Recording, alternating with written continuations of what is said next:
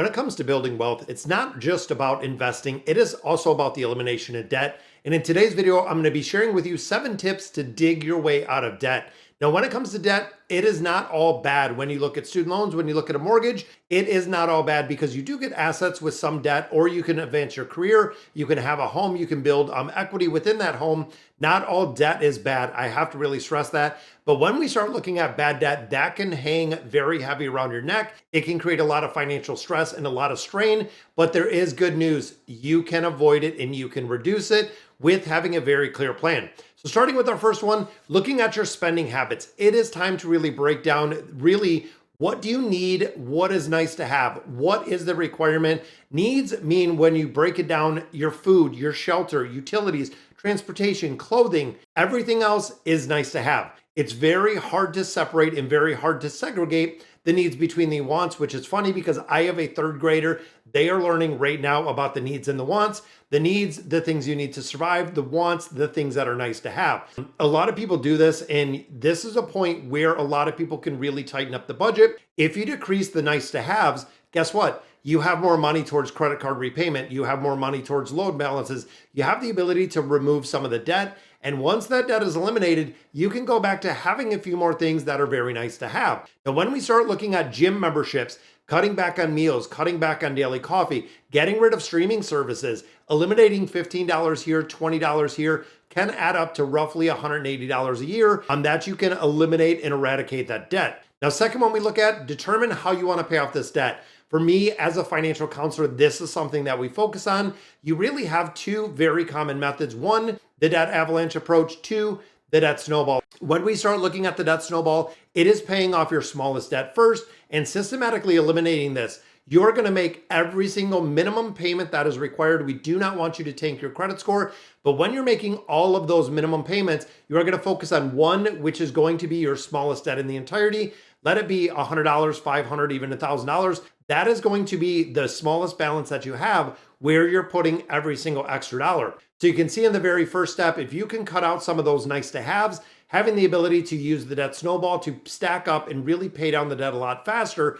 Once you paid the balance, you're going to turn into the next one, so on and so forth, systematically going down that list until they are completely gone. Now, one thing to note is with the debt snowball, mathematically, it is not the best way to do it, but psychologically, you will see the elimination of debt. And honestly, it is very catchy. When you start eliminating debt, you want to start doing it faster. All of a sudden, you're finding extra ways to come up with money. It could be doing a YouTube channel, could be a side hustle, could be extra hours at work, could be eliminating some of those nice to haves that we just talked about. And for me, that is exactly what I do here on YouTube. This is our side hustle. So if you like the content that I'm putting out around investing and of course the elimination of debt and building wealth, definitely subscribe to the channel. Now, when we start looking at the second method, and this is the personal method that I use, the debt avalanche method, this is starting big. So what we do in the debt avalanche strategy is we list everything from the top to the bottom based on interest rates. So if you have a card that's at 30% and that is the highest card that you have, this again, mathematically is going to make a big difference because you are paying down the highest interest cards first, meaning dollar for dollar. If you're not paying off at 15% with the debt snowball method, you could be paying off a 30% with the debt avalanche method. And again, dollar for dollar, you are going to pay it down faster. This eliminates the most expensive debt and the most bad debt that you have, helping you save money and also save interest payments. However, this requires motivation and perseverance to get this done. It might take you a long time. If your highest debt is, let's say, $10,000, $15,000, $20,000, starting to eliminate it and starting to chip away is going to take a lot longer on those larger balances. But once the debt is gone, it is gone. When we look at number 3, going beyond the minimum, that means paying more than what is owed on your credit cards, paying more than what is owed on those loan balances until they hit 0. Again, systematically going in here, you're either on one side or either side of the fence. One side is you're paying your time, you're paying your money to financial institutions to what you have. The other side of the fence is you have money and the financial institutions are paying you to borrow that money.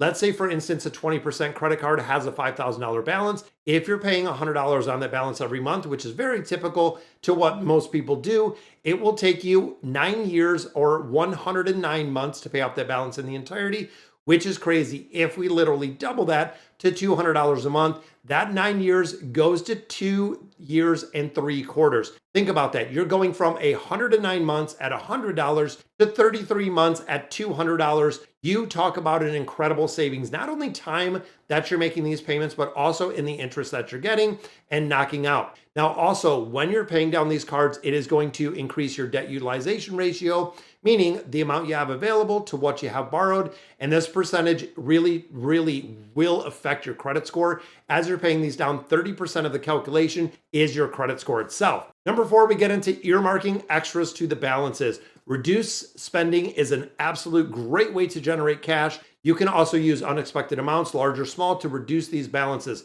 What we look at this is like windfalls. If you have a cash influx, if you have a bonus, if you have a tax return, if you're picking up extra hours, if you get an incentive, this is a way to eliminate debt. Now, the trick to making this work is not accumulating new debt. Guys, if you put $500 on your card, you're using the debt snowball, you're eliminating debt like you want to, all of a sudden you rack up another $700 in debt, you're going to be net negative that $200 because you really didn't focus on not using the debt. I don't want you to go and pay down cards as fast as you can just to rack up the debt on the other side. Now this, of course, you could really treat yourself, taking a day off, making sure that you're focusing on it. Every little bit will help when you're eliminating the debt. We also look at generating small savings. This is the point where, and they call it the debt snowflake strategy. So using and finding little tiny savings, like for instance, when you're looking and shopping, let's say you could buy generic things. Let's say instead of spending $20 an item, you spend $17 because you buy the generic version, saving you $3 right there. Using coupons for purchasing, carpooling to save on gas, or looking for discounts on gas, reducing water, electricity usage, turning off the lights, turning off the water makes a big difference. Now, of course, a few dollars here and there is not going to really break the bank, but when it adds up, you are collecting little snowflakes, little dollar bills here and there, where even think about a bigger picture over the course of the month. If you can save $15, $20, $25 every single month, that is $25 that is going towards that elimination of debt. Number 5, consider debt consolidation. Now, again, I really take this with a grain of thought. Working in a financial institution, we do a lot of consolidation loans, and using consolidation loans do make a lot of sense to get debt at a much lower rate, get it in a much lower payment, making it manageable. Be careful when it comes to 0% APR credit card offers. One way to handle the debt, if you're transferring it a multitude of times, a lot of times there are fees, there's an intro period, and a lot of creditors, again, kind of putting it together, you could have fees. So be careful and know exactly what you're getting into. Now, my, again, big take on this is if you're doing debt consolidation loans, you cannot acquire new debt. That is exactly what we see, where we have people that, let's say, roll in $50,000 in debt. 3 to 5 years later, they're starting to make really good headway. Got about, $30,000 of that debt completely paid off. All of a sudden, they're doing a $50,000 loan to reconsolidate debt. Then we're doing it again a couple years later, going right back and rinse and repeat, reconsolidation of debt over and over and over. Well, there's never been an elimination. They are just managing the payments to essentially be able to manage the debt load they carry within the refinance method. This approach, of course, can make it super easy when it comes to budgeting. If you have 7 credit cards, you consolidate it into one lower rate. That is the elimination. And that, again, thinking of the snowball and the avalanche, if you consolidate all of that into one lower rate payment, you want to knock and really put everything towards that one payment, eliminating it in its entirety. Number 6, embarking on a debt management plan. These are another ones that you have to be very careful about. If you're working with a debt counseling agency, developing a budget, managing your focus and your finance, you have to make sure what you're paying for this. For me personally, I work at a credit union. We are a not-for-profit. And overall, when we look at the agency or when we think of a credit union in general, the programs we offer are free. The education programs, the credit counseling, the financial counseling, they are free programs that are offered, and I am certified to do that. And I love doing it, being able to help people.